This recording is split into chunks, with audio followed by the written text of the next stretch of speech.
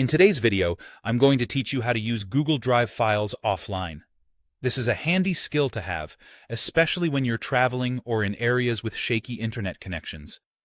By the end of this tutorial, you'll be prepared to access your important documents and folders without being connected to the internet.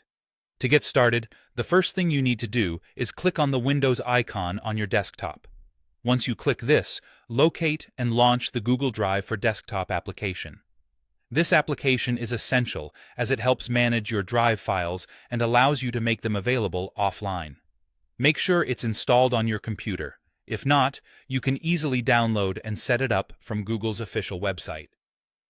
Now that your Google Drive is up and running, look for the option that says Open Drive Folder. Clicking this will open a window displaying your Google Drive files and folders stored in the cloud. This is where you'll find the files you want to access offline. The next step is to locate the specific file or folder that you want to use offline within your Drive folder. Once you've located it, right-click on the file or folder. A menu should pop up with various options. From this list, hover over or click on Offline Access.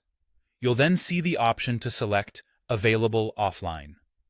By clicking this, you're instructing your device to download the file for times when you don't have internet access available. After selecting Available Offline, you should notice a small but important change. A green check mark will appear next to the file or folder.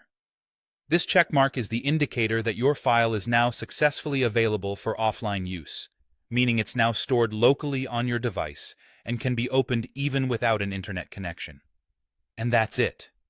By following these steps, your important documents and files are now at your fingertips, no matter where you are. Remember, if you need access to internet-dependent features like real-time collaboration in Google Docs, you'll need to be online. But for viewing, editing, or working on your files solo, this offline access is incredibly convenient. I hope this guide was helpful and makes working on the go much easier for you. With this handy tip, you can stay productive regardless of your internet situation.